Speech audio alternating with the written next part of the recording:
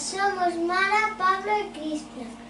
Hoxe acompáñanos Patricia e Santiago, dous arqueólogos que están a traballar nas escavacións do Areoso.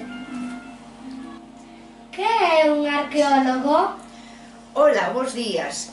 Pois un arqueólogo é unha persona especialista en descubrir as pistas do que pasou no noso pasado. Un arqueólogo é unha persoa, somos persoas que intentamos investigar o que pasou, o que sucedeu no pasado.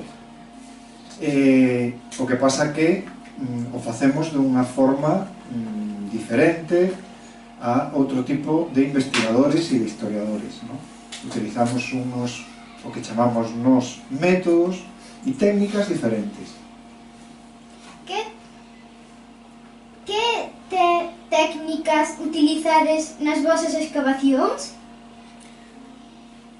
Pois, sobre todo, a máis importante é a escavación arqueolóxica, que implica a descubrimento e retirada de terra pouco a pouco para ir descubrindo como foron as estruturas e os materiais que acompañan, os restos das pedras, das ferramentas, dos cacharros, das comidas que quedan aínda entre toda esa terra.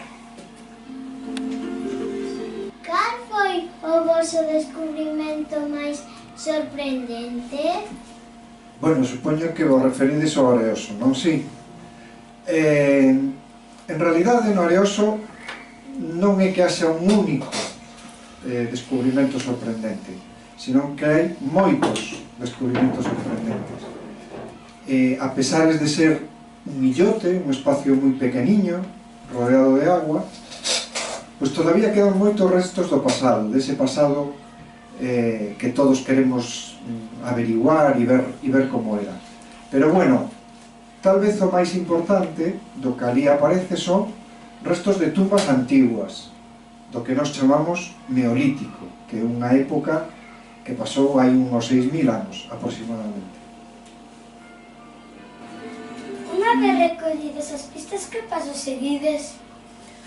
Pois o primeiro que temos que facer é ordear todas esas pistas que recollemos e limpalas moitas veces. As pistas poden ser, por exemplo, restos de cerámicas ou de pedras que aínda están sucias, hai que lavalas, hai que clasificalas, describilas, fotografalas, para así ter toda a documentación que necesitamos, as pezas do puzzle para recompoñer despois a historia do que pasou a partir desos restos.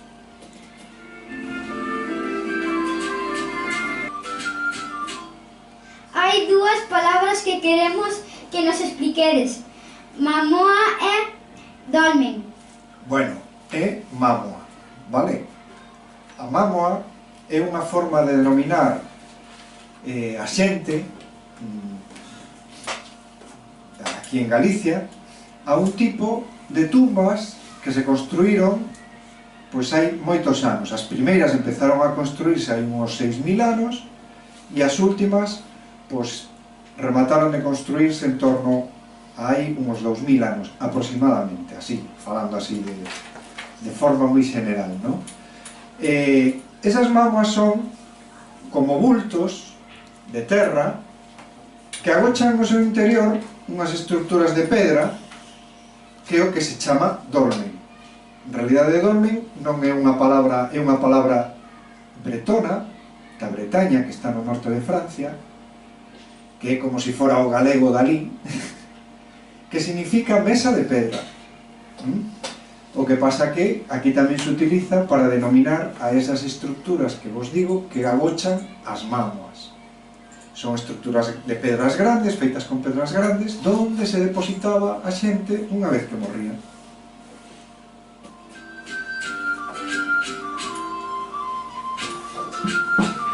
Cantas persoas enterraban dentro delas? Pois eso é unha gran pregunta que temos os arqueólogos, porque cando nos enfrentamos a estos dolmens que tiñan dentro enterramentos, temos a dúbida de canta xente podería ter dentro. En Galicia os chans son tan ácidos que desfan todos os restos dos osos dos enterramentos. Entonces, non podemos saber exactamente canta xente había aí porque se estragou esos restos. Podemos saber que en outros sitios, no resto da Península Ibérica ou en Europa, aparecen mámoas con enterramentos dentro. E hai algunhas que teñen só unha, dúas, tres, 4 personas e outras, en cambio, teñen centos. É moi probable, ademais, que funcionaran estes enterramentos durante moito tempo e enterraban de vez en cando algunha persoa. Por iso, ás veces, teñen varios centos de persoas dentro enterradas.